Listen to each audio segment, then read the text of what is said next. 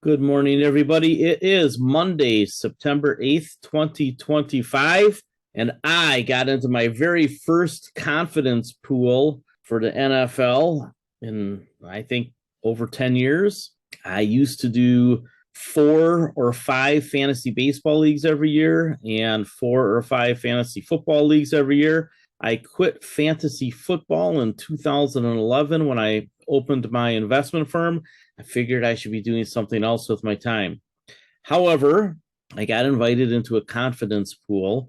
And if you're not familiar with that, you have to rank order your picks every week, assigning a certain number of points. Game that you think is most likely to be in the direction that you pick, put 16 points on, all the way down to 1 point on the game that you are least confident in. I think this has a direct correlation to investing, which is why I bring it up.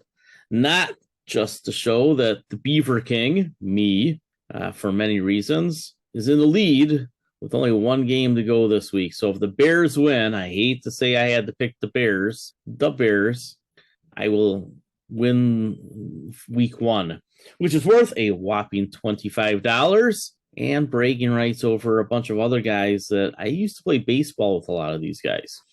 So when you think about rank ordering your investments, I think you should think about it a similar way. This is why we take starter positions that are less than 1% of a portfolio, half positions, which are around 2% of a portfolio. We're talking stocks here.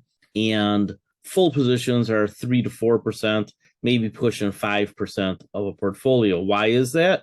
Because as I have said over and over and over again, you really shouldn't have more than 20 to 30 holdings for stocks in your portfolio, because it just becomes too diluted, not only to your financial results, but to your brain. It is hard to keep track of that many companies unless you are doing this full time like me. And I use AI extensively.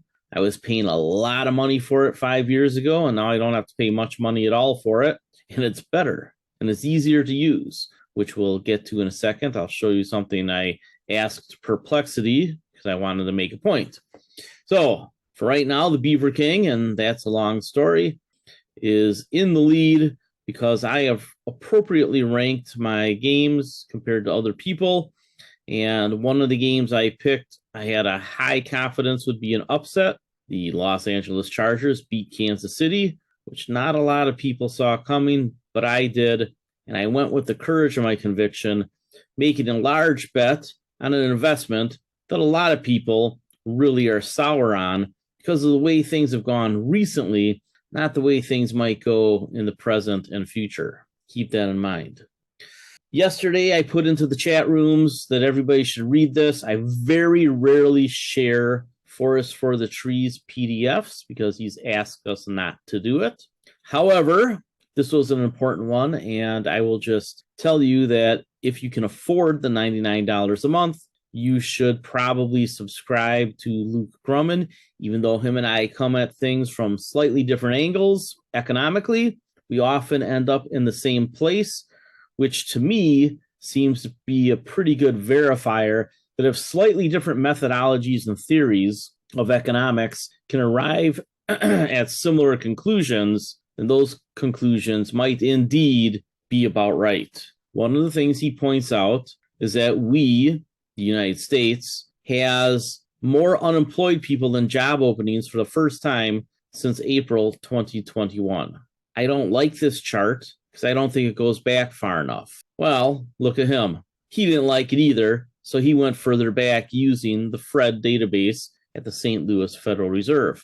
And what you can tell is that as the alligator jaws open, they tend to come back together. And when they cross, you usually get a pretty bad thing to happen. Now, this was COVID, but as I said at the end of 2019, I expected, because of what was going on here, to result in a recession in 2020, or at least a slowdown in some sort of event. COVID threw that all up into the air. Everybody wanted to blame COVID, but I really saw something like this coming either way. And I think the data supports it. Again, we'll never know because COVID clouded everything. But here we are testing again that unemployment is threatening just a little bit. And unless we can turn this around relatively quickly, which I don't think we can, you're probably going to see in the next year or so some sort of mini recession or potentially a more consequential financial event, which probably starts in the banking system. We know that the repo market has been tight lately, similar to September of 2019 when they had to do a special facility, don't call it QE, even though it's QE, to bail out the repo market. I expect that they will be doing that again soon. They have been dipping into their special repo facility, which they keep $1 trillion laying around in spare change. Literally $1 trillion. That's what it's set up as. And that money can find its way into the liquidity of the system, which is flattening out right now and is on pace to roll over in the next few months, which I told you would happen back earlier in the year. M2 is flattening out and about to roll over. Why?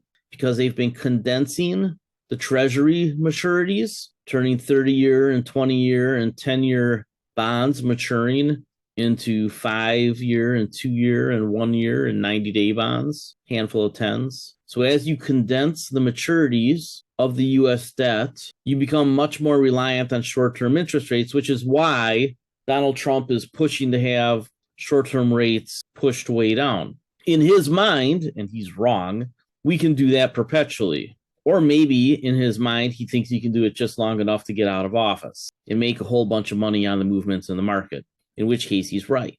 We cannot just keep rolling our debt every 90 days or 1 year and having the Fed create an artificially low interest rate. At some point, you just need more money. And where are we going to get it from? We know that international investors are not giving us more money. They're not really taking a lot away, but they're not providing more in an era where we need more. That's why the deficit blowing out is a big deal. This chart below shows that as unemployment goes up, that blows out the deficit. So what should we be watching? We should be watching unemployment. Grumman concludes that unless employment improves somehow, we are going to have to add more liquidity into U.S. markets. I put on X this morning that I expect a special facility, don't call it QE. And then maybe next summer, we get something that is touted as Trump cash, and he just mails out checks to everybody, hoping to buy the midterm elections. Checks directly from the Federal Reserve, which by then he will control. Cynical? Not a believer in the MAGA movement? Maybe. I actually agree with a lot of the goals of MAGA. I just think the methodology and the tactics are probably self-defeating. I don't think that the way that things are going about is probably the right way. And the fact that Scott Bessent threatened to punch FHA Pulte, I don't know his first name, in the face this weekend, I think is a sign that there's a bit of conflict even within the Trump administration about how to get us from where we are to a 3-3-3 economy. Remember what 3-3-3 is? Bill Pulte, yes. 3% interest rates, 3% GDP growth, and 3 million more barrels of oil per day, which is not going to happen. Really boils down to, can we get GDP to keep growing over 3%? Because if inflation is going to be around 3%, which it will be, to not have an outright real loss, we need the GDP to grow more. What we've seen since the financial crisis is that real growth has been extremely low because of the debt we're piling on and the inflation that we've created, at least since COVID. So this chart is telling you probably more liquidity to come. They will have to do QE at some point. I expect it next summer. Between now and then, things could get rough. Bessent here talks about if they get rid of the tariffs, if the courts get rid of the tariffs, could have a huge hit to GDP and debt. Now, what have I told you about the tariffs? Section 338, which has not been utilized, essentially allows the president to put 50% tariffs on anybody for any reason indefinitely. They have not cited that section of the code yet. My expectation is this. I think the Supreme Court will uphold parts of the recent ruling that some of the tariffs were illegal in the way that they were administered, but not in the spirit. I think the Supreme Court will allow the Trump administration to designate certain tariffs as Section 338 and allow them to keep tariffs of up to 50% indefinitely for any reason on almost anybody they feel like. So there will just be a little bit of rejiggering of the language, some backdating, and away you go. The odds of the tariffs really going away in any meaningful way, I think, is almost zero. Section 338 allows the president to do 50% tariffs for almost any reason on anybody indefinitely. In any world, do you see the Supreme Court not allowing President Trump to use that section of the code, even if he didn't designate it priorly? Not me. I think they'll just say, oh, yeah, you didn't do it right, but you can do it. So just change the language and backdate it and blah, blah, blah. Now, a lot of the tariffs are legal because you can, under, I think there's 5 other sections, you can tariff based on uncompetitive behavior, national defense, trade barriers, all sorts of things. So designating a national trade emergency, while probably too broad legally, doesn't undermine Section 338. It's just a timing issue, and I think they'll let the Trump administration fix that. They'll just say, look, these are the things that you should put under Section 338. Now, that'll limit the tariffs to 50% in those cases, but so what? That chart above means that if unemployment continues to go up, it becomes just a question of timing and amount of the pain and the liquidity being added, right? The timeline is the only thing that ends up being in question, and then the amounts of money printed. Everybody's talking about, well, the Fed just needs to lower rates, and that's a fundamental misunderstanding of what the Fed impacts. Back when I was talking to you about some of the private equity deals I was trying to get involved in last year that have all been on a shelf, it was because the 5-year note rates were just a little too high, about a point too high. So the Federal Reserve, by lowering the Fed funds rate, which is super short term, has some impact on the 2-year and 5-year bond rates, note rates, the corporations use to fund business and construction. The 15, 20, and 30-year mortgages that almost everybody out there uses, almost everybody uses the 30-year mortgage. The 20-year is very underappreciated, and the 15-year is very underused. I'm looking at doing a 15-year mortgage. I don't want to pay all that interest. I'll pay the extra $500 or $1,000 a month to get my house paid off in 15 years. I'd rather pay less interest and get part of it back in deduction. And what's going on here is because of all the debt in the world, long-term rates are going up. The bond vigilantes who have been lurking for 20-some years, 30-some years, are coming back. If you don't know the term bond vigilantes, you should look it up. This is the big money that is demanding higher interest from the governments because they are now getting into a position where the governments have to have that money, right? For decades and decades, there was more money out there that was looking for a home with fewer choices than today. Now, all the governments want to borrow. Well, that gives the power to the lenders, which are the super wealthy institutions and individuals and families that lend governments money. And you're seeing them extract more terms out of the governments. Their terms being not traditional bond terms, but tax breaks and regulatory breaks and different favors. So when I talk about the big skim, it's a big thing that's going on. A lot of people reaching into the government coffers, either by hook or by crook, the lenders by hook, the politicians by crook, and that is driving long-term rates up. Now, here's the good news, which is bad news for a lot of people, at least for investors. The good news is that we might get a deflationary wave that resets equity and real estate prices lower. A couple of weeks ago, I said, the odds of a 50 to 70% drop in the stock market, and by the stock market, we generally mean the S&P 500, since that's 90-something% of market cap, is real. It can happen. The idea that the stock market would drop 2/3 is just completely unbelievable to a lot of people, but it's happened. It's happened this century, and it will happen again. I've shown the broadening patterns, and I'll show them on Wednesday night again. the megaphones that are screaming out, pain is coming, while people are like, oh, but I want one more puff on the cigar. You might get one more puff on the cigar, but eventually you're going to burn your fingers and your lips and get that really horrible aftertaste that makes your stomach sick. Earlier, I talked about being in the bar from time to time when I was younger. I know about cigars. So with all these interest rates going up on the long end, this just isn't something that the Fed can fix. We can see that there's probably a blowout coming because this has already been going up, the market yield of 30-year treasuries. So we probably are going to have a situation where unemployment jumps. Now, I want to show you an important piece of the equation. I asked Perplexity, and I knew the answer. What percentage of U.S. employment is tied directly and indirectly to home construction and commercial redevelopment? It's about 10% of all job activity. It's a big number.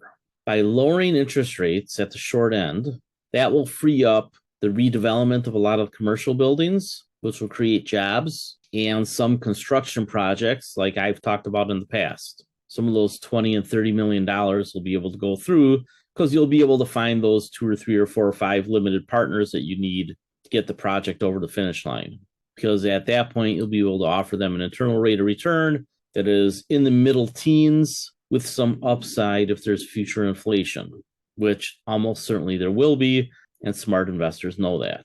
Over at the Wisconsin Haven Homes, Wisconsin Haven Realty Twitter feed, which I am co-producing, I am ghostwriting, I highlighted this. Even though new household formation is lower than what we'd want, there's still been 20 plus million new households formed since the financial crisis, but only 18.5 million new homes. So there's a 2 million home shortage or shortfall in new constructions over the last 15, 16 years. Then when you add in Airbnb and all the different short-term rental properties that have been taken out of the market, which is estimated at somewhere between 5 and 10 million, you understand why, even in an environment where employment is flattening out, home prices are still sticky in most markets. Even though the aggregate numbers, because of what's happening in a few giant markets, Florida, Phoenix, Las Vegas, Boston a little bit, not a giant market, but one that had been hot, prices coming down over there. As I've noted in Wisconsin and the Great Lakes region in general, home prices are not coming down, not much anyway. So in the Milwaukee market and much of the Great Lakes region, there is balance. Ohio doing pretty well, Wisconsin doing pretty well, Michigan doing pretty well because of the job markets. New data centers, new factories, semiconductors, cars, batteries, all sorts of stuff. And because there's a proximity issue in supply chain logistics, this whole area is developing. So Jolene's out on a listing appointment right now, and they're in the process of building their website. So if you want to follow a pretty good real estate directed blog or Twitter feed, this is the one. They're doing it, and I'm kind of ghostwriting parts of it. You know, if I'm not ghostwriting it, I'm feeding them the information because I'm the economist. So what do you do? What do you do? I showed you my asset allocation about a week and a half, 2 weeks ago. Somebody noted that my cash percentage was almost 80%. Now remember, a lot of that cash is holding cash secured puts. My unencumbered cash percentage is in that 30 to 40% range. Depending on the account, 60 to 80% total cash. So about half of my cash is holding cash secured puts. But I have been using lower priced strikes because I think that the not 52-week lows, but I think that the 2-year lows are within reach for most stocks, and the 5-year lows are within reach for many stocks. You just have to take a look at the charts of the stocks that have fallen off a cliff. I always mention United Healthcare because I hate their management. Strong word, hate. Probably shouldn't use it, but I have other words that I can't say in a podcast without offending polite company.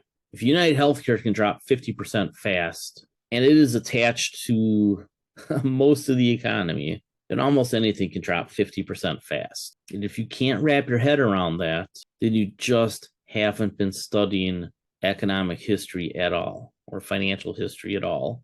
And if you're managing your own money, you should be doing at least a little bit of that. So I think that there is an awful lot that can change. Some of it will be geopolitical, but I think most of it will actually end up being tied to employment, the bond market, and in here he talks about energy a little bit. There you go. And energy. So let's talk about some specific investments. In the news today, AST Space Mobile, the narrative driving bears are saying that Starlink just had a coup because they acquired some bandwidth from EchoStar that someday their satellites will be able to use to compete with AST Space Mobile. That's true. But I told you that was going to happen a long, long time ago, that Starlink would eventually compete with AST Space Mobile. I've said around the year 2030. That still seems to be the time frame. Starlink does not have the technology to put the satellites together that would need to go up in the air after being produced. To compete with AST Space Mobile right now, they cannot use AST Space Mobile's technology because it's all patented. While I fully expect Starlink to violate those patents, it'll be a long time before they can compete with AST Space Mobile. Certainly, at least through the end of 2028. Scott Bessington just threatened to punch Bill Pulte in the face. He's already punched Elon Musk in the face. At least that's the rumor. Since I think it's probably true, I'll spread it. So AST Space Mobile dropped $2. It was down about $7 in the pre-market. Suddenly, it was only down $2. If you had good till cancel orders set, like I suggested in the last options expiration update, you would have had these $35 December cash secured puts execute. They're currently trading at 442. They were well over 5, which is what I suggested the good till cancel order limit be at. Technical charts say that AST Space Mobile can get to around 30. There is a big group of people who are buying the dips, and there is a motivated group of people who are shorting the stock. So it is a battleground stock, but the story hasn't changed. AST Space Mobile will be first to market with direct to cell phone 5G and 4G satellite service. That'll open up the global smartphone market to a few billion more people based on size of American Tower, which serves a smaller population than AST Space Mobile will be able to serve. American Tower is worth about $100 billion. Very easy to see AST Space Mobile being worth about the same or more. Could be half, could only be 50 billion. Depends on execution and pricing and how long they have first mover advantage, which I think will be 5 to 10 years. So with this stock trading at 11, 12 billion, and I think the low end of what they get to is 50 billion by around decade end or early next decade, depending on how the macro plays out. I think it's a 4-bagger, 5-bagger from here. At least could still be a 10-bagger. They have defense contracts. They have government contracts. They're hiring people in the Virginia area. This is still a buy the dip stock. The reason I sold it in the 50s is because I told you that technically and from a macro standpoint, we could get this kind of volatility. So I've been selling cash secured puts at 45, 40, and 35 across a couple different expirations, November, December. So I can scale back in, collecting around $5 in premium each time I do it, having captured all my profits and getting to reestablish position on net 15, 20, 25, 30% lower and still having what will probably be an S&P 500 beating stock by quite a bit, be my guess. Rocket Lab, I sold some of it, and I also sold some covered calls. Remember, our cost basis is under 5, and because of all the premium that we've collected, I think a lot of us have a cost basis of 0-ish. You can sell December $70 covered calls on Rocket Lab if you want to hedge your bets a little bit without selling the stock and get $260. If you put that on half of your position and you bought back around $5 when most of us bought, you'd be getting a quarter of your money back, creating a pretty big dividend, right? Create your own dividend by selling covered calls and cash secured puts. Playing a little defense, and even though the stock is 46, getting an awful lot of premium for 3 months. As an annualized return, something like 70%, right? 261 in the 70 times about 4, pretty big return. Another covered call you can write. Sirius Satellite, another space stock. Berkshire Hathaway owns a big hunk of it. Is you can sell the December $26 covered calls you get $1.30. It's basically doubling your annual dividend. And if it goes up to 26, you sell it. The stock probably doesn't have huge upside for a few more years because they need to see the automotive fleet turn over more. And in a tight economy, that's probably not going to happen quick, but it'll happen eventually because eventually they print money and eventually they do cash for clunkers again. And with contracts, with like something 80-something% of all new cars that get built, Sirius Satellite, I think, is going to be a must-have for a lot of people, especially since I see weakness in Apple developing. I have considered dropping Apple brands. I still like the phones, but I was thinking, well, what do I actually use on the Apple apps at this point? Not many. I use Apple Music, but I can replace that with Sirius for less money, or about the same money, actually. But then I'm only paying for one service instead of two, and I have to keep reminding myself that even though I can afford all three services, Spotify too, most people, 80% of people are trying to figure out a way to keep their monthly budget in check. So in that scenario where Sirius Satellite is offering their first year for $5 a month, and they have Pandora now, which is basically a Spotify clone, I think a lot of people, especially as they buy cars, are going to say, hey, why don't I just have Sirius on my phone and in my car rather than jumping around to different services and cutting my expenses in the meantime? That's going to take time and largely requires a lot more cars to be sold to prod people into making the switch away from Apple Music or Spotify or both. Right now, we have all three in my household, and we are getting rid of Spotify, and there's a good chance I get rid of Apple Music eventually. It all depends on when I take a day to figure out how to download the music I actually own versus the music I've been renting. So I'm going to have to do a Perplexity search. Dear Perplexity, how do I download the music that I actually own from Apple Music so that I can use it on my computers and across devices, right? I'll have to do that. So I will grab myself a drink, probably green tea with ginger and turmeric, and say, okay, how do I do this? Because, of course, when you do things like that, your blood pressure goes up. All right, energy. Understand the energy equation here. As OPEC pumps more oil, that puts a little bit of pressure on the price of oil. But inventories are low. And even though we might be going into a mini recession of some point, again, it can be worse if there's a financial crisis. They can't figure out a way how to deal with it. So it's just a time frame thing. But at some point, you have a problem with oil supply. And if the price of oil is low, as we have seen in every basin in America, production stops going up. The Permian is the last oil basin in America that has had production going up in the last year, and that is flattening out. 2025 might be the peak in U.S. oil production. So what does that mean for natural gas? In the United States, this isn't global. Globally, the equation is a little different. But in the United States, it's something like 80% of all natural gas is produced as an affiliate of oil production. Well, if oil production is flat through the end of the decade and then starts to fall, which is the projection of virtually everybody I've ever read or talked to, and demand for natural gas is going to go up well into the 2030s, maybe into the 2040s, and we're exporting a bunch of it at the moment, what happens to the price of natural gas? Less affiliated natural gas from oil production, but higher demand and exports. What happens to the price of natural gas? Does it go up or down? You can type the answer in if you like. It's the 2-letter answer. So as the price of natural gas goes up, you have the decision to make.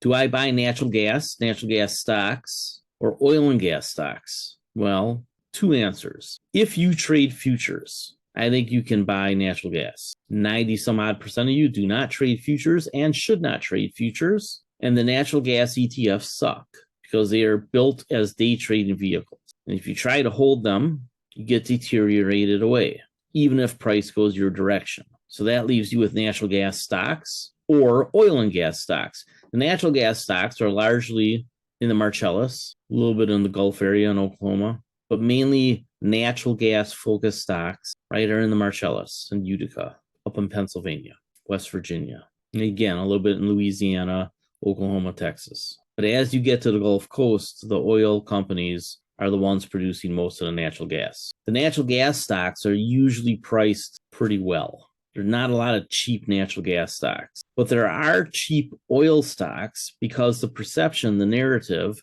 is, oh my God, the price of oil is going down. These oil stocks are going to get crushed. So ask yourself, okay, is that true? Or is the narrative very short-term and incomplete? I think both.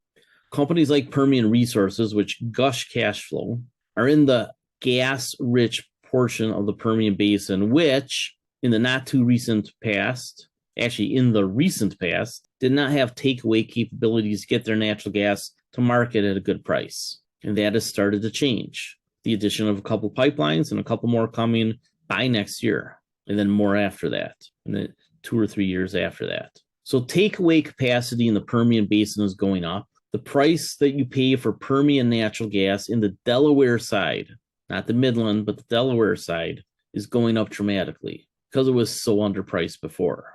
That is all additional revenue and almost pure margin to companies like Permian Resources, which is my favorite of the group. Permian Resources is uniquely positioned in the Delaware side as not only the biggest producer, but I believe second biggest acreage holder of both oil and gas as well. And they could become a consolidator or just sell themselves. Either way they go, whether somebody comes in like Chevron or whoever, or Berkshire Hathaway maybe funds Occidental to buy them. This is a stock that's worth, and I said this about Kinder Morgan when it was about this price, 30-ish. A few years later, Kinder Morgan, after paying out all those dividends, is in fact around 30-ish. The same thing is going to happen here. This company is a shareholder yield dream, pounding down debt, paying out dividends, and buying back shares. Now, you can sell a cash secured put on November 13 and get 70 cents. That is about a 5% return. Annualized, that would be times about 6. So about a 30% annualized return. You can do that. Build in a little margin of safety if you're afraid of the macro driving it down for a while. I'm just buying the stock.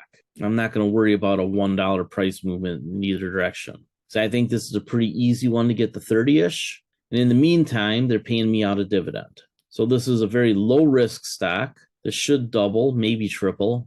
And I think probably gets close to a triple when you consider total return over the next 5, 6, 7 years. If I told you that I had a low risk way to almost triple your money in the next 7 years, would you like that idea? Do you know what that return is? That means that for the next 7 years, you'd average roughly 15%, almost regardless of what the world does, what the markets do. So the reason this is essentially a full position in all my portfolios at this point is that it's great ballast. It's a way to beat the index in total return with way less risk. And there's not a lot of companies that you can do that with, not even Berkshire Hathaway, because they don't pay a dividend. So while Berkshire Hathaway is probably safer, the visibility on how you'll earn your money is lower because Berkshire Hathaway has to at some point get all that capital back to work. They're sitting on $374 billion right now. And while that makes them incredibly safe, what if they can't get that money allocated at more than 5%, which is about what they're getting right now? What if the market just chops along and they just never get the opportunity? That's why I like Permian Resources. Somebody asked about New Fortress Energy, which was in the news and is getting crushed today. Question is, will it survive? My answer is probably. Not definitely, but probably. If you actually study the company rather than just reading the headlines and following the narratives, you understand a few things about this company, starting with the main shareholder, Wes Edens. Whether you like him or not, he's a billionaire who's highly connected to private equity. And if anything I'm telling you is new, you haven't done the reading. So do it. For this company to do massive dilution or go bankrupt means he'd be losing his stake. Do you think there's any universe in the world where he's just going to throw in the towel? No. They've hired a restructuring company to figure out and really just get the best terms on selling an asset or two to come up with $1 billion that they need in the next year to get really good terms on refinancing their debt or just paying it off altogether. They have about $1 billion in debt due next year. They have about $500 million in cash and unencumbered credit. They have several ways of getting this money, from the Puerto Rico contracts and the FEMA deal to selling assets to renting out their ships, which they've been doing. So if you have to ask, will New Fortress Energy survive? I would ask you back, what reading have you done? Because the answer should be apparent to everybody that they probably survive. They probably survive without big dilution.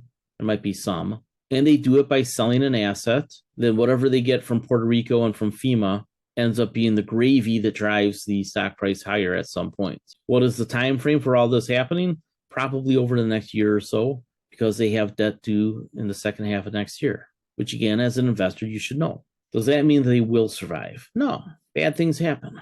And it's tough out there, right? Governments are all strapped. The Puerto Rican government is corrupt. If bondholders feel like that the assets of the business are more valuable in their hands than in the shareholders' hands, they might try to wrestle them away. And that's the biggest risk. The biggest risk, in my opinion, in New Fortress Energy is that the bondholders say, we just want to own all this stuff. And they jam it to the shareholders. And the Edens can't put together a deal to avoid it. That's the risk. I don't really know how to handicap that. I don't think anybody does. So all the shorts pound one side of the table. I'm just going to tell you both. Then you decide if you want to take that risk. The upside here is if things go their way, stock's going to 10x. And all the bonds that are trading for dimes on the dollar will go back to par. Or they might cut a deal where the bonds go to like 80 cents or 90 cents, right? Give the bondholders a small haircut so that they get all their money back. I mean, there is a leverage that the company has over the bondholders, right? If the bonds are undervalued and people are afraid of not getting their money back, you can cut a better set of terms with the lenders because they're scared. There's some bluffing involved, some pressure involved. Wes Edens is clearly not afraid to use pressure on people. Same way that Warren Buffett, I mean, he uses pressure when he makes some of those huge deals, lends companies like Occidental or Goldman Sachs money, right? Warren Buffett got 10% plus warrants to lend Goldman Sachs money during the financial crisis and a bunch of other companies. I mean, the reason why Occidental stock hasn't gone up is because they're paying all their earnings practically to Berkshire Hathaway because the terms on the debt were so onerous. Heard a interview the other day where somebody was just like, I have no idea how the management of Occidental kept their job, how the board stayed the board. And I agree. If I'm a shareholder in Occidental, which I haven't been since it was around 60, I hate that board. They made a mistake, then they compounded their mistake by getting into more debt rather than just unwinding things, which New Fortress Energy has to unwind some things, but they're doing it that way versus just getting more into hock and then being in perpetual purgatory. I think New Fortress Energy is eventually successful without huge dilution or a bankruptcy. Can I put a percentage on that? More likely than not, is what I would say. Is it a high conviction pick? No. I got at this point, I've got, about a half a position. It was a full position. Now it's half. Luckily, on a couple of those rips, I sold covered calls. So I collected a little bit of money. If that ship starts to turn, right? So you're watching to see if the ship starts to turn. If they sell an asset, if they refinance their debt, stock will start moving up. And then when the shorts have to unwind is when it really will move.